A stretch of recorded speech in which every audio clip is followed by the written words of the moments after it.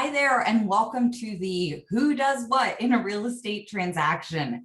We're going to be talking about what escrow officers do, what lenders do, and what we are expected to do in a transaction. We're going to touch on that last part very briefly because, as you know, agents do a ton of stuff throughout the transaction. We're just going to briefly look over what we do. So, who does what?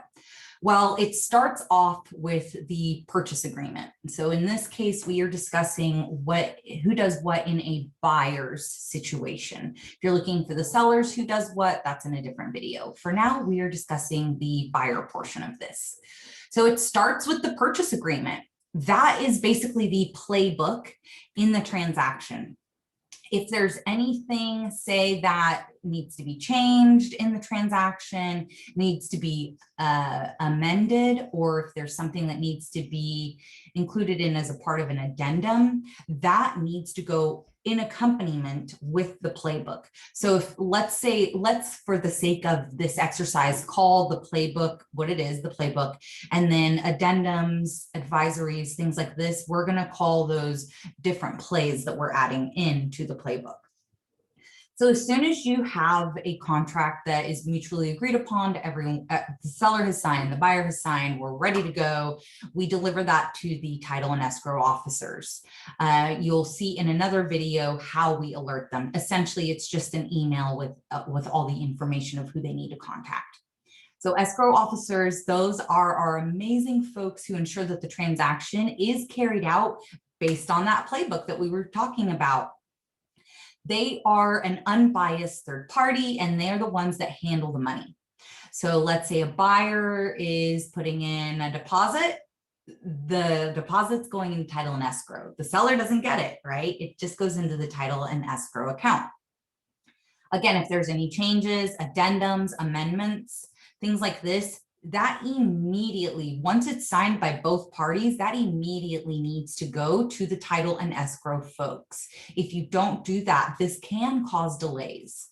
You want to make sure that when you send addendums that they are numbered correctly, because if we are sending addendum 2 and there's no addendum 1, you're going to need to change things up so that first addendum is addendum 1 that's being sent. Don't gunk it up for everyone. Understand what it means to send out addendums and what that looks like. That'll be discussed in a different video. Your job is to make sure that all addendums and amendments, any advisories, that those are sent to the title and escrow officers. A lot of times you're going to be also sending those to the lenders, as everyone is a team. Think of your title and escrow officer, your lender, and yourself as the agent. Think of it as a 3-legged stool. You have to have all 3 legs communicating and working efficiently in order to close out the transaction. They'll also, the title and escrow officers, they'll also be the ones who order HOA docs. They handle trusts. If there's a 1031 exchange, they'll handle that as well.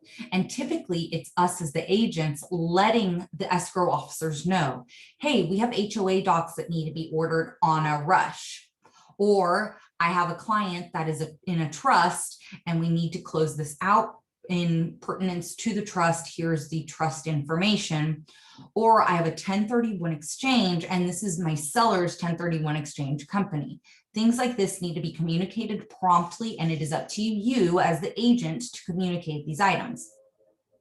Let's talk about the lender. They do so much. What we're going to talk about is just how they work in the transaction, okay? It clearly, if our buyer got into contract, they have a pre-approval, so we're not going to talk about all that, or desktop underwriting. Typically, the lender belong to a financial institution, or they themselves are a financial institution if they're a hard money lender. It's the institution who loans the buyer money. The lender orders the appraisal, and we want to make sure that those appraisers are doing local appraisals. We don't want someone from, say, Manteca doing an appraisal out in Oakland, because the lender needs to state that it needs to be someone that is local, because they're not going to know the 2 different markets, right? They're also the lenders are also the ones who give us the timelines for the appraisal, for the loan contingency removal and the close of escrow date. We don't choose that. The buyer does not choose that. It is up to the lender to communicate that with us. And you want to get that in writing. When you hang up the phone with your lender, hey, thanks so much for the update, send them an email. Per our conversation, Mr. Lender, we discussed having a 15-day close of escrow, 5-day, get it in writing so that it shows that, yes, you did have that communication with the lender and you weren't just pulling these contingency removal dates out of the air, right? Yeah, and there, again, you don't want to submit a contract where you're saying, oh, no worries, we can close in 21 days, and the lending institution cannot, and that is going to put your buyer's deposit at risk, right?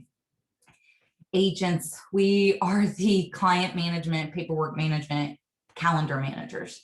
It is not up to the lender or the title and escrow officer to tell the buyer, hey, your appraisal contingency is coming up. We either need to ask for an extension or remove this contingency. That's up to us. We do that. Our duty is to uphold the calendar and make sure that the RPA is being updated if need be through addendums and amendments.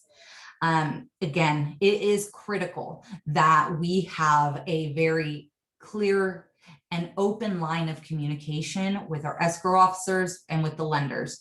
Remember to think of it as a three-pronged stool. If one of those prongs is out and it's only two, that's not a very sturdy stool. We need it to be a three-pronged stool. So before you go into escrow, make sure that you start that communication ahead of time. I hope that this was helpful. And if you do have questions about what title and escrow officers do or what a lender does, reach out to those folks specifically. Get to know these industry professionals. Call and ask a title officer, please walk me through exactly what it is that you do. What kind of communication can I expect from you to the buyer or from you to me? How do you best like to communicate? What are your dates and times that you're closed? Things like this are critical for you to know in having a smooth transaction. Awesome. Have a great rest of your day.